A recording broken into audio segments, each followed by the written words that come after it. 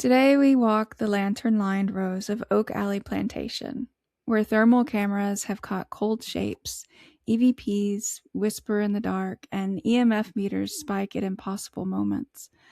Multiple research teams have cataloged this material, tangible signs that something unseen still lingers beneath the oaks. My name is Michelle, And I am Isaiah. and this is Shifting Veils, a podcast for the curious, the haunted, and the culturally attuned. We explore the unexplained, the possibly paranormal, and the reliably strange. If that sounds like your kind of thing, tap like, follow, comment, subscribe, and share so others like you can find their way here.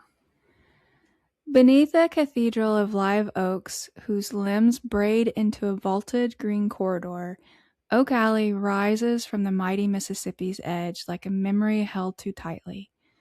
The house is flawless from a distance, white columns, shuttered windows, a wide veranda, but the beauty is a thin skin stretched over centuries of labor, loss, and the things that will not be named. The alley itself seems to breathe. In daylight, its shade cools and comforts. In twilight, it tightens, a slow inhalation that carries the soft, persistent sounds of other lives. The stories start where the written records stop. The plantation was built by people the account books barely bothered to name. The men and women who stacked the bricks and cut the cane show up only as numbers, yet their presence still hangs in the air. Visitors say they hear footsteps crossing the gravel when no one is there, the soft drag of a hoe through soil, or the far-off laugh of a child who doesn't belong to any living year.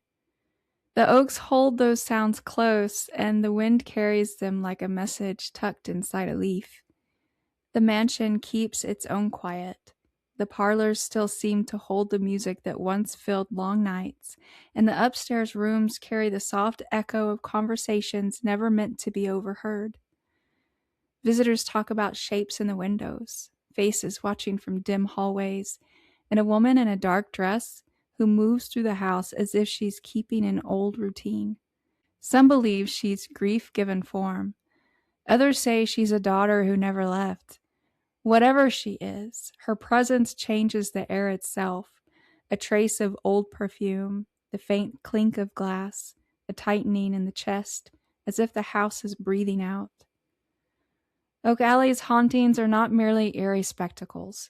They are the residue of stories that refuse to be erased. The plantation is a place where history and haunting entwine, where the past insists on being heard even when its language is fragmentary. On certain nights, the oaks seem to lean closer, and the boundary between what was and what lingers grows thin. For those who walk the alley after dark, the experience is less about sudden frights and more about a slow accumulation of presence, a series of quiet, intimate moments that suggest entire lives folded into the landscape, waiting to be named. Beneath the oaks, small movements draw the eye.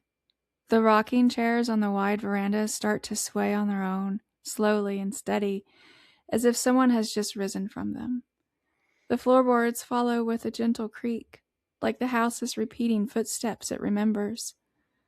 Some mornings the staff arrive to find chairs rearranged in new patterns, a kind of quiet punctuation no one living can interpret.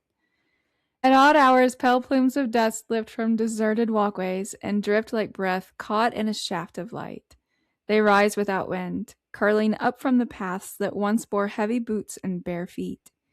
Tour guides stop mid-sentence when the dust appears, eyes drawn to the place where movement once was.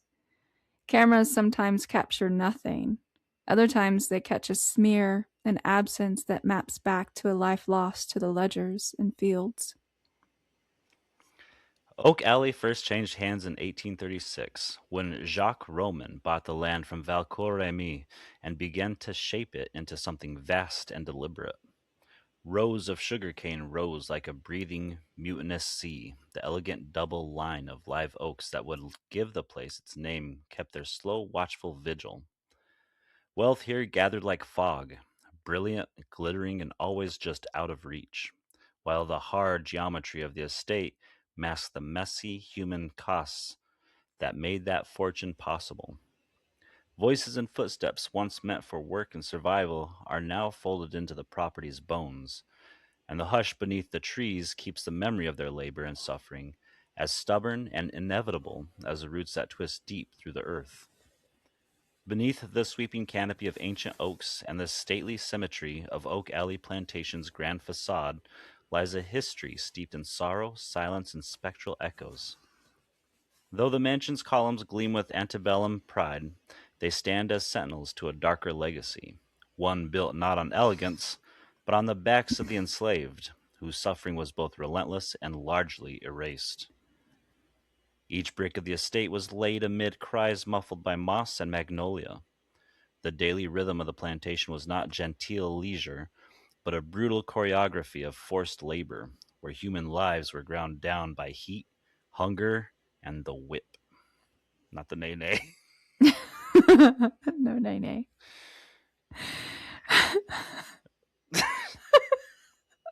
I'm stupid. Anyway, beneath the surface of manicured grounds, the soil remembers. It remembers the footsteps of those who were never free to leave, the hands that bled harvesting sugarcane, and the bodies that collapsed under the weight of exhaustion and neglect. Death was not an anomaly here, it was a companion.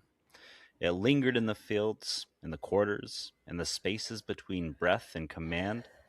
Some say the air still carries whispers, that the oaks themselves groan with memory when the wind is right. The grandeur of Oak Alley may dazzle the eye, but its beauty is haunted, an illusion draped over centuries of cruelty. To walk its paths is to feel the tension between myth and truth, between what was celebrated and what was endured. Oak Alley does not merely hold history, it holds the ghosts of it.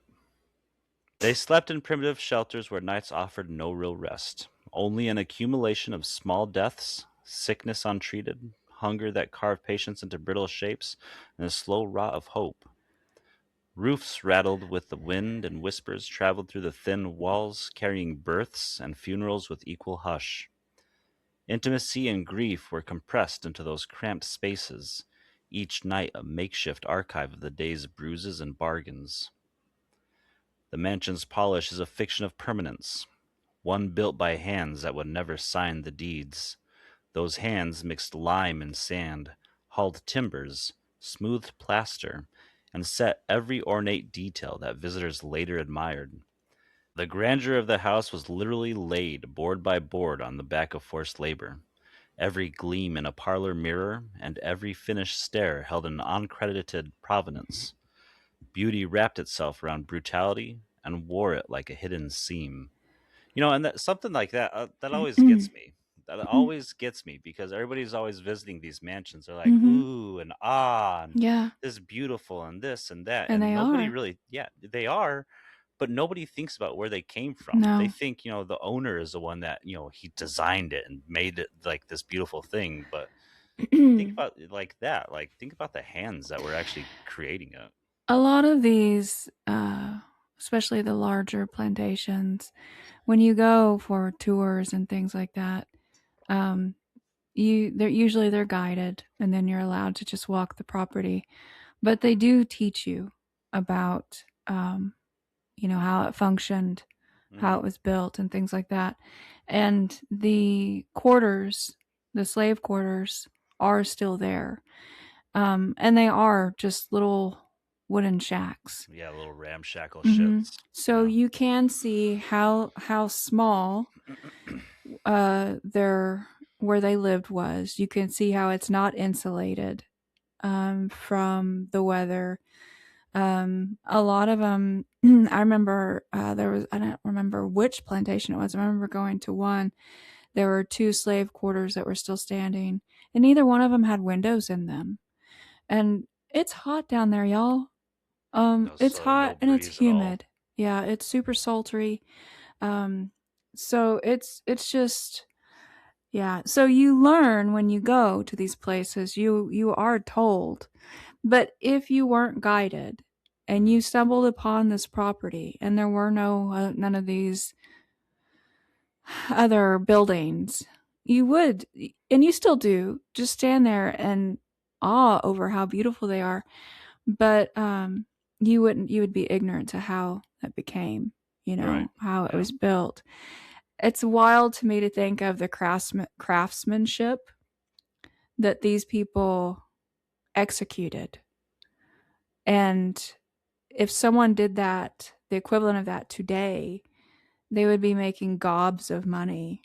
Oh yeah, absolutely. And these people did not, they Yeah. were treated horribly.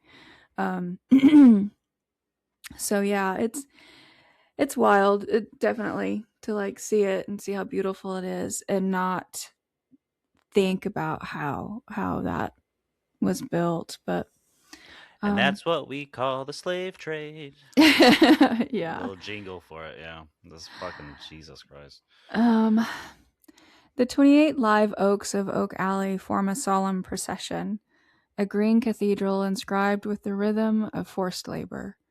Their trunks remember footsteps, work boots, children's tread, and the silence of those lost to illness or violence.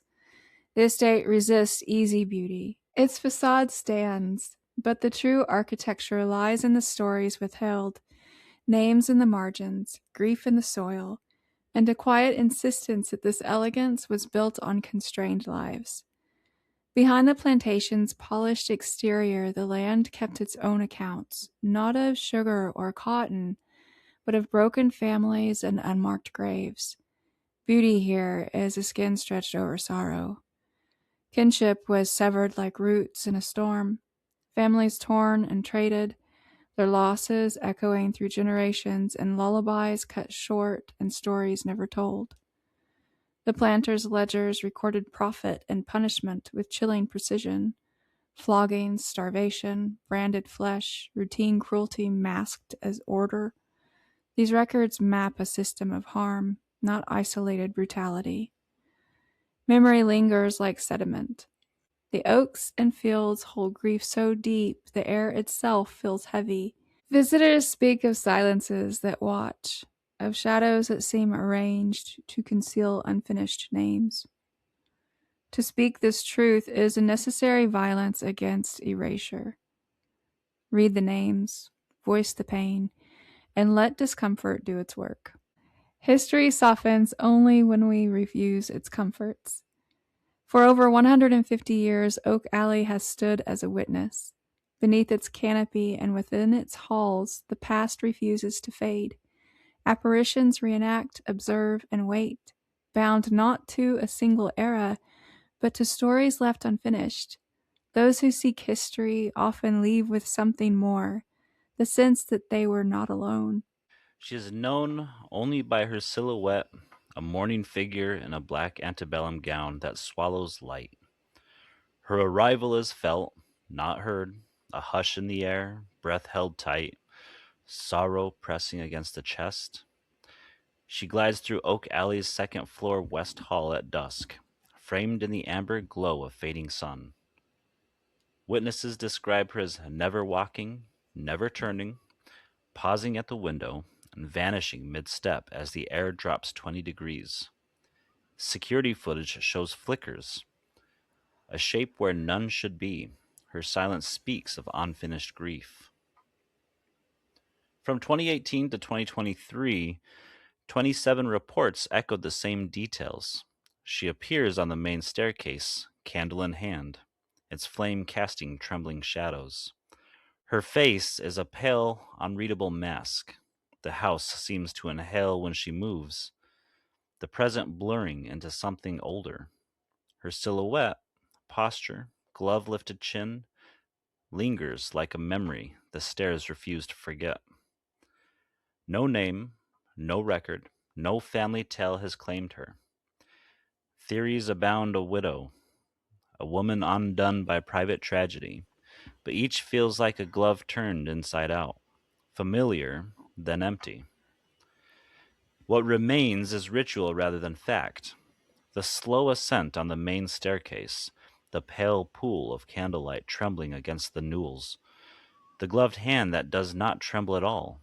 In that small sway of flame, the lodge seems to remember an older grief and to make room for it.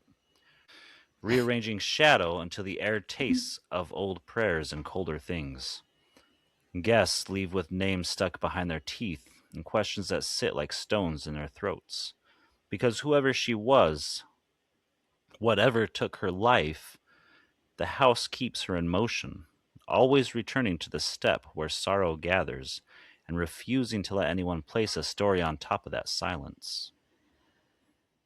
The estate holds more than just the woman on the stairs. It carries a collection of quieter, stranger disturbances that never quite fade.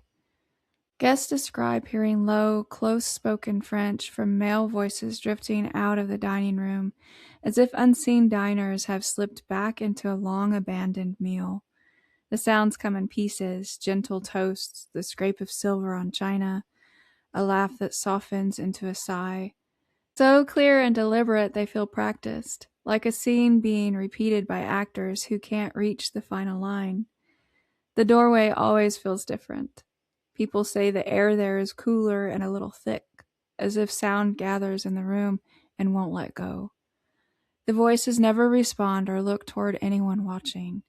They move around each other instead, repeating the same small courtesies and disagreements until the moment itself seems to bend. Sometimes a smell drifts out with them: old tobacco, lemon peel, warm wax, details so sharp they make the whole scene feel uncomfortably close. People walk out of the dining room with the same faint confusion every time. It feels as though they've stepped into something private and then been quietly removed from it. The voices keep going no matter what changes: new owners, new walls, even years when no one in the house speaks a word of French. Their persistence hints at more than one ghost. It feels like a whole stack of leftover lives, an ongoing ritual of sound and habit, a clinking orchestra that never ends simply because no one ever told it. It seems like I've been to Oak Alley and I don't remember.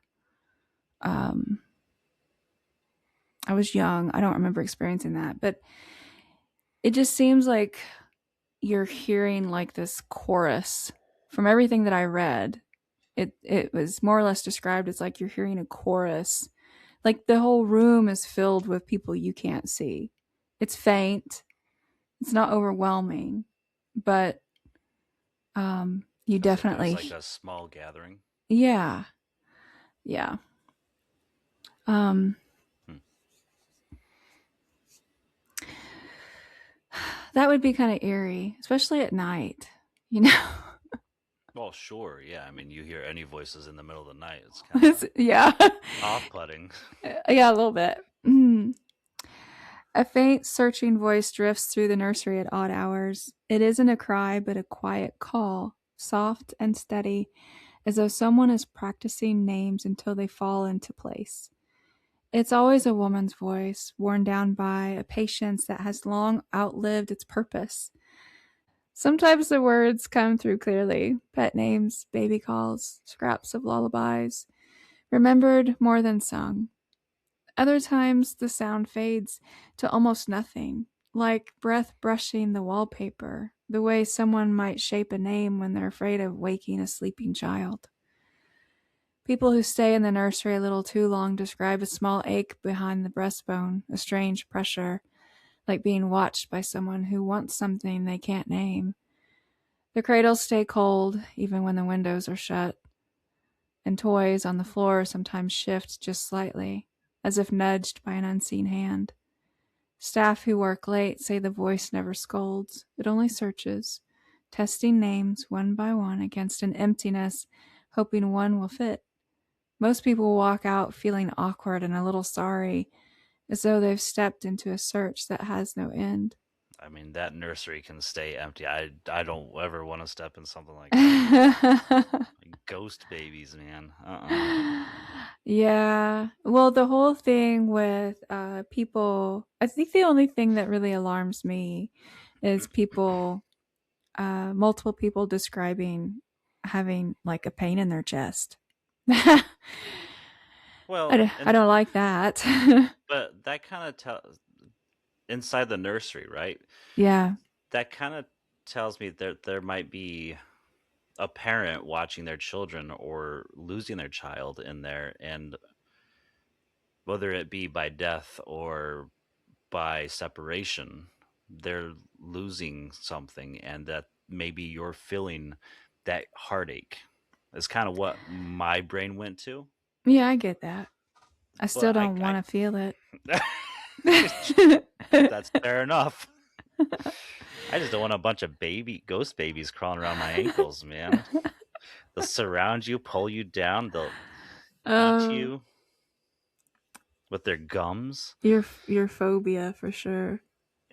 Ghost babies are the worst, but I mean, I grew up with that shit freaking me out. So,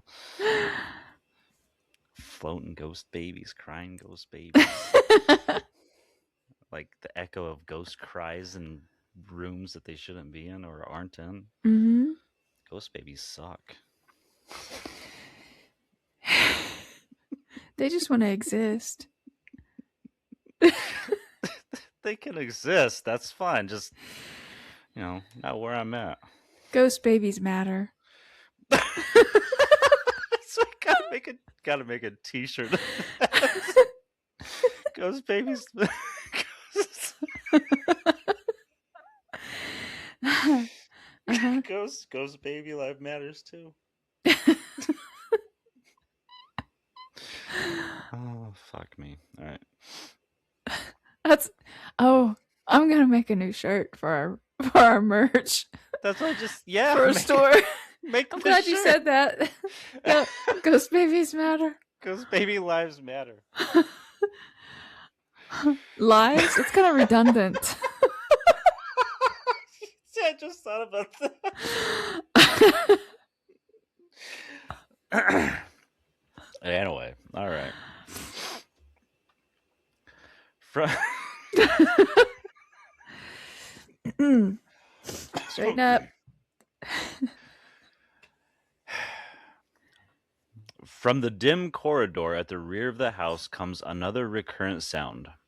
The slow, authoritative tread of heavy boots on the servants' staircase. It is measured and purposeful, not the quick clatter of present day feet, but the determined cadence of someone whose orders once moved an entire household. The wood seems to remember the rhythm, amplifying it into a message that travels down through floorboards and radiator pipes alike. Witnesses describe the noise arriving in the deep hours, 3 a.m., or sometimes the hour before dawn, when the house is most willing to listen. The footsteps climb as if obeying a summons, pause at a landing, then continue on, never accompanied by light or shadow that could be tracked.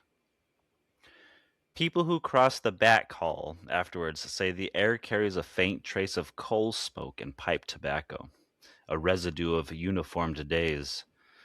Longtime staff treat the sound like a punctuation mark in the house's daily script, and old authorities still on patrol, ensuring everything is in its place even though no living person answers to it.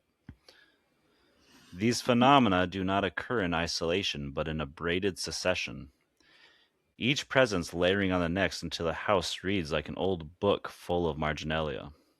The nursery's maternal calling sometimes unfurls into the faint French murmurs from the dining room, and once or twice guests have followed the servant's tread only to find the main staircase occupied by that same gloved figure, candle fluttering in a hand that does not belong to any of them.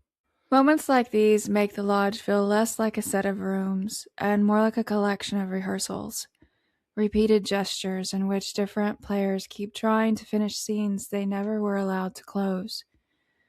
Each sound, each whisper, each footstep carries a tug of the past that refuses to fade. The living move through those echoes without ever really knowing which life the echo is trying to call back. The rattle starts like a memory stirring, soft, faint, almost easy to dismiss as wind slipping through loose shutters. But as the night deepens, it sharpens into something clear. Metal striking metal, a steady jangle that drifts through the collapsed bunks and across the hard, cold earth of the old slave quarters. It doesn't sound dramatic. It sounds functional, persistent, like the leftover rhythm of labor and restraint repeating itself, as if the tools of bondage refuse to stay silent. Those who get close say the sound feels heavier than noise alone, a sharp metallic note that tightens the skin along the spine. Sometimes a faint draft follows it, carrying the smell of iron and old decay, as if the chains aren't just remembered but still attached to something missing. People walk away from that part of the grounds quieter than before, as though their own footsteps feel too loud beside whatever still speaks there. The ballroom keeps its revels long after the lights are cut. First there is a tremor in the air, a single note, then another like a boot heel testing a floorboard. A waltz unfurls from the darkness, strings that ache with age, a piano thread brittle with time, played just outside the reach of understanding. The tempo is wrong in the way of things out of phase with the present, too slow to be cheerful, too practiced to be random. It sounds like a party that insists on the etiquette of its last good moment. Listeners say the music evokes faces that are gone, powdered hair, lacy collars, hands cupped around glasses. Sometimes the melody carries laughter that cracks at the edges, and once someone swears, a stanza of a forgotten song rose clear enough to hum along with. The sound does not call people in so much as it keeps them from leaving. Those who linger feel time smear, the ballroom folding its present over thinly on top of some earlier night where the band kept playing until dawn. These noises are not isolated spectacles, but threads in a dark weave. The chains rattle with a tone that somehow underlines the ballroom's music. The nursery's whispered names hitch into the tail of a waltz phrase. The servants' boots keep pace with the ghostly waiter's step in the dining room. The estate thins the boundary between scenes until rooms behave like pages in a single worn book, each bearing annotations left by lives that will not stop annotating. When several phenomena occur together, the effect is not additive but cascading. One sound makes a second intelligible, then a third joins, until the whole place is speaking in layered, half recalled sentences. Guests who witness this convergence describe a pressure in the chest, as if the building were compressing its history into a single urgent moment, forcing the present to listen. See, there it is again, the chest pain. I don't like Yeah. that. Yeah, that's different. Yeah. That's heavy to Mhm. me. It just means heavy to me. Yeah. Well, I mean, like what I was talking about with the nursery, it could be grief, and grief is heavy, especially when you're feeling an ache of a missing child that you love so. But like this, why is it such a heaviness that so much of it causes pain in your chest? I think there was just so much. I mean, I don't know. I kind of liken it to, people living in this part of the South that I'm in. There are areas where people that do feel things um, will experience like a heavy feeling, this uneasiness, and they don't like it. And Mhm. stupid people will sit there and say, "Oh, well, Native Americans put a curse on that land." Sure. And I would like to say, and it's said a lot of places all over the country, of course. I would like to say that whenever horrible things have been done uh, from one person to another, and it's not always um, a certain race against another race. Sometimes it's just people against people. But when blood is spilt, that leaves, I feel like, a residual energy that that sometimes feels heavy. Sometimes it's uncomfortable. Sometimes people that are sensitive will feel physical pain from it. And in this case, at Oak Alley, um, there was ongoing pain and abuses. Um, Not just between, the owners of Oak Alley against slaves, but just in general in the South. I Mhm. mean, there's just a lot. There's just a lot. I mean, there's war, there's all kinds of things, but I think there's just a lot of um, there's a lot of stuff attached to that earth, you know? Absolutely. We talked about it before when like bodies are buried, those spaces usually become sacred. So whenever people have that whole declaration, well, it's sacred ground because it's sacred Indian ground and stuff. It's like, well, when you take into account what people go through when it comes to funerals and burials, though anytime a body is buried, it's usually blessed in some way, becoming Mhm. sacred ground. So we've had that discussion before. Mhm. Um, as far as like the discussion goes with the heavy feeling, you were talking about that um, being, some sort of, you know, darker happening. There's like the abuse between the slaves and the owners, and just like the Mhm. war and all this stuff. Mhm. Um, something that I feel like whenever people are really tapping into their empath feelings, and I'm not judging anybody on it, but this is just my observation because I like observing people. Um, is that whenever people say they have a heavy feeling, they get this heavy feeling, and it comes to like spirituality and spirits and ghosts and such, they automatically go to like a darker feeling. Mhm. And that feels kind of rational, right? Yeah.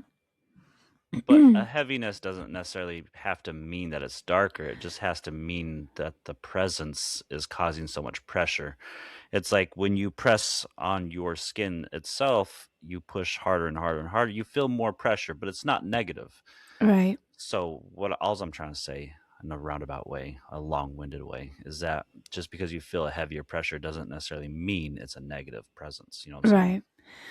Right. No, people lived there. They had families there. They Hmm. had um, ideas and traditions and hopes and um, yeah, it's just I don't know. I think the weight of just life itself that uh, people leave behind Hmm. whenever they're no longer in their physical body. That's a lot of energy. Yeah. It's a lot of memory. Um, but yeah. Well, and see, and that's where like what I was just describing comes from when it comes to this particular room, because there's so much happening. There's so much Mhm. presence there, not of a single individual, but many individuals, Mhm. many events, many activities, and it's all kind of accumulating on a single person, causing more pressure. But again, that's just an observation. Right. Being on the grounds during these hours is to be both intruder and witness. The air grows dense with the feeling that memory has a gravity of its own, pulling at the living until they feel rooted in the past. People report an after image that lingers long after they leave, the jerk of a chain sound behind the ribs, the echo of boots timed to their pulse, a waltz that hums under everyday noise. Some come away with anger, some with sorrow, most with an awkward humility and awareness that the site holds more claims on the night than anyone who walks it can rightly answer. Okali refuses erasure. It keeps its rituals not out of malice, but from habit made permanent. The metal remembers restraint, the floors remember feet and laughter, the rooms remember the cadence of care and command. The living may catalog, restore, and interpret, but at night the estate performs its own histories without consent. And the sounds, chains, music, names, boots, insist on their own audience. The main house stands as the epicenter of supernatural occurrences at Oak Alley Plantation. Visitors report cold spots in the master bedroom where temperatures drop 15 to 20 degrees without explanation. The grand staircase exhibits frequent paranormal activity, including, but not limited to, disembodied footsteps echoing on the wooden steps, phantom touches on the handrail reported by 12 different tour guides, electronic equipment malfunctions near the second floor landing, and shadow figures darting between rooms at dusk. The West Wing houses the most active paranormal hotspot, with 43 documented encounters between 2020 and 2023. Notable phenomena include children's laughter emanating from empty rooms, which is the worst thing in the world. Now, don't you want to go to Oak Alley? Nope, Don't you want to not stay the really. night there? No, I no. And you can tell me all about it. have. Okay, I'll do it again. There you go. Objects moving without human intervention, doors opening and closing on their own. Strong perfume scents detected in sealed off areas. But haven't you ever had that happen before? I don't know about anybody else, but like I'll catch like a whiff of a scent when even Mm-hmm. when nobody's around, and it's a scent that doesn't belong in my house or in my apartment or wherever I'm at that current time. And it'll just be like a whiff of a perfume that may seem familiar or not familiar, or a cologne or a deodorant. I'll catch that whiff, and it's just an odd smell that occurs, and there's no reason for it. It's been a couple of years, but in the house I live in now, there was a time whenever I kept smelling cigarette smoke, which was weird. I had never like smelled phantom cigarette smoke. I had smelled tobacco, Hmm. and when I lived in Louisiana, I smelled tobacco in a property like repeatedly. But yeah, I kept smelling cigarette smoke, and um my kids still lived in the house at the time, so of course I'm like, "Are you smoking?" Hmm. No, nobody was, and nobody around the house, like outside of the house, because I thought, well, maybe someone's standing up against the house smoking. Couldn't figure out where it was coming from. But yeah, I've smelled perfume before too. I see. I get that often, and I don't understand it. Like, I understand what's going on. I feel like, but it happens way more often than I feel like it should for me. People be like, "Well, that person is thinking about you." I was like, "Bullshit." No, no.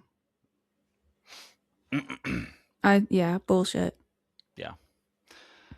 The famous alley of 28 oak trees serves as a corridor for supernatural encounters. Misty apparitions moving between the trees at dawn, unexplained lights floating above the ground, horse horse hoof sounds on the brick pathway. Camera malfunctions near specific trees marked 7 and 16. Ghostly figures and period clothing observed by 31 visitors, and none more, no less. Maybe Tools. now. I wrote this. I wrote this like a month ago, so there could be more now. There might be a single more. Maybe it might be 32. Ooh, maybe 31 and a half. We won't Possibly. know right now. Mhm. Tools moving overnight in the restored slave But quarters. wait a minute. There could be so many more that didn't report it, you know. Yeah. There's skeptics out there that sort of be like, well, that It's kind of like Bigfoot sightings. There's a lot of people that don't officially report a sighting. you know, speaking about Bigfoot, hey, let's fucking make a camera that can capture Bigfoot without it being grainy. I mean, it's A, 2026 now. a camera that's not a potato. there's there's good HD cameras out there. Why do we continue to keep get grainy photos of Bigfoot? Come on now. I get that. But I also wonder sometimes, no, that's a rabbit trail. Back to the subject. No, and on top of that, we should have gas stations that have decent cameras. What is the point of having security cameras if they're gonna Right. be crappy, blurry, pixelated images? What I was gonna say is, I get people. There's a lot of like hoax crap out there, and there are Mm. people just doing horrible camera work with Bigfoot. But at the same time, I wonder if Bigfoot is spectral. Maybe he screws with the energies or something, and it makes the camera a potato. You know? At this point, I have to believe that because, like I said, we're so far ahead with camera technology that there's no reason Right. for grainy photos of a creature that is what 8 9 feet tall. And why Don't hasn't come at me about his height because I'm not sure. and why hasn't Google Maps picked him up ever? Google Maps picks up everything. Because he doesn't walk near roads. Oh, he sure does. There are all kinds of reports from people saying he walked across the road. Well, clearly he knows how to read and stay away from the Google Maps vehicle. I guess. Yep. It's like, oh, here comes that vehicle Oh, again. get behind the tree. Tools moving overnight in the restored slave quarters. Why? All right. Unexplained temperature variations recorded by investigators. Plant material disturbed without human or animal presence. Electromagnetic field spikes measured at 3.2 to 4.7. What is that? Mg milligram? Is that milligrams? I don't know. However, it's measured. I don't use EMFs. In magnetic G's at That makes specific sense. garden locations. I should get it. I I, should. I should get an EMF. What are they called? I've Detector. yeah, it's an EMF. I should know more about this because I do ghost hunting on Phasmophobia, but also because I follow so many ghost hunting investigators. I think it's But funny how we play video games and we're like, yeah, I can fly a plane. you're right. I Look, played there a are flight simulators, simulator. okay? They simulate the activity. I am I am more than You are a qualified ghost I am hunter. more than qualified. I've died how many times? I am qualified in dying as well. Um, and I've brought that up to you before, like, investigating your home, and you're like, no, I don't want that I done. don't. I kind of So why don't. would you get one? I won't. I changed my mind. Yeah. No, I'm going to take it to other people's houses and secretly investigate. You have a friend that has equipment though. I do. You could just talk to them. Yeah. No, I think I'm going to get one and secretly investigate other people's houses when I go. I'm going to go to the bathroom and be like, where's your restroom? You're gonna do that, but when you take the equipment home, it's gonna click on by itself and it's gonna start going off, and then It's you're going to gonna stay in my regret trunk. getting it. I'm not getting it out of the car. It's not gonna. It'll suddenly appear in your It's household not a Ouija from your board. trunk. What does that fucking matter? When has the item mattered ever? Oh, you're right, I guess. Maybe. There have been books reported to be moved from room to room. There have dolls that have been moved room to room. There True. are urns, jewelry. It doesn't Yeah. matter what it is. I had a It'll move coin. if it wants to move. I had a mysterious coin that kept reappearing, kept trying to get rid of it. It's been So you missing for years now. couldn't tell whether it was a quarter or It was a foreign coin. It oh, was from a different country, that does sound probably from mysterious if you know the origin. it was probably from the prior owner. He had been overseas with the military Yeah. and yeah, found it out on like the work table out in the garage. And I didn't want it around Mm-hmm. because I didn't. Sure. If you know things, you wouldn't want it around either. So I tried to get rid of it and it just kept reappearing. Well, So it was obviously an issue. I don't feel bad for trying to get rid of it. It's sure. probably somewhere in my house, hidden underneath something where I can't find it and try to get rid of it again. Yeah, it's under a floorboard or a rug now. I haven't seen it for years. Yeah, I guess that's something else too. Is like I apologize for the rabbit trails. We can cut this if we want to cut this, but like when it comes to like moving into homes, I've moved into so many apartments. I've never had my own house like you fancy peoples out there with houses. Not fancy. Um, I just like to be able to paint my walls whatever color I want to paint them. so would I. I have all these same desires. That doesn't mean I get a house. Mm. um, I'll be paying but for it for a lot more years, so I've moved into multiple different apartments, and you would find like this random ass item, and it's like, why is this still here? I mean, they've obviously cleared the place out. They've recarpeted it. They've repainted the walls. You know, they filled the holes in that people have left in the walls and stuff. And it's like, but why this? right. And it's always something odd like that. And I remember that in the houses that I grew up in too. Of course, those were closer to poverty stricken lands, but like finding like a doll or something, and it's like that's where I grew up learning. When you watch those horror movies and they're like, oh, look what I found in the walls, ha ha ha, like, let's open it up or burn it or do something stupid with it, and it's like, no. Yeah. Don't fuck with it. Yeah. Anyway, yeah. Oak Alley Plantation has long been the focus of professional paranormal investigations. Thermal imaging, EVP recordings, and electromagnetic field measurements have repeatedly captured anomalies, and multiple research teams have returned with substantial evidence suggesting the presence of unexplained otherworldly activity. During their midnight sweep, the ghost hunters, TAPS, recorded what they later called a presence. Their thermal imaging equipment, silent, impartial, registered a shifting heat signature gliding past a second-story window. No footsteps, no shadow, just a flicker of warmth where no living thing stood. To the naked eye, the window remained empty, but the camera saw movement. A flashlight, left untouched, snapped on in the dark, its beam slicing through silence like a warning. During questioning, the K2 meter pulsed erratically, responding to names and provocations as if something unseen was listening and watching. Louisiana spirit paranormal investigators reported a physical encounter that left one of them shaken. As they crossed the threshold, an electrical surge shot through the investigator's arm, sharp, sudden, and unnatural.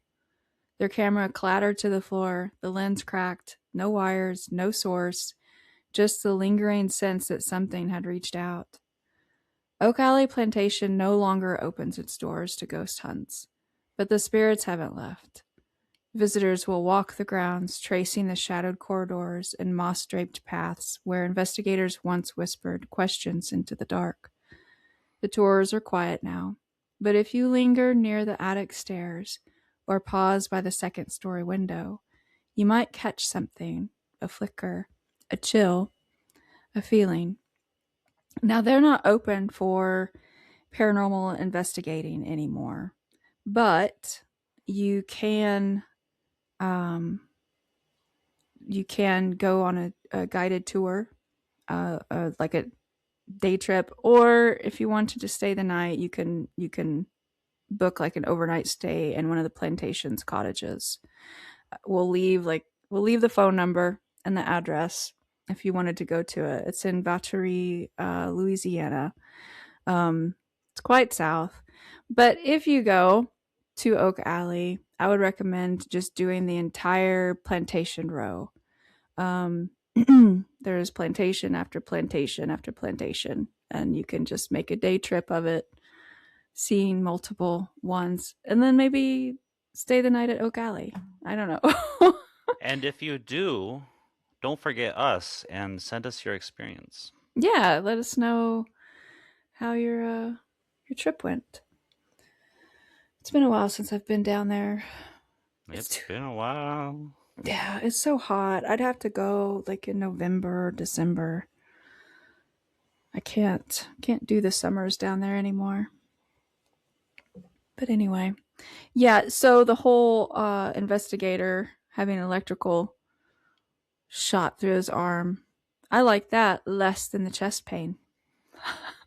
Right. Yeah. I mean, when you get physical, like actual ailments of some sort, that starts to really become an Oops. issue. Yeah, don't touch me, please.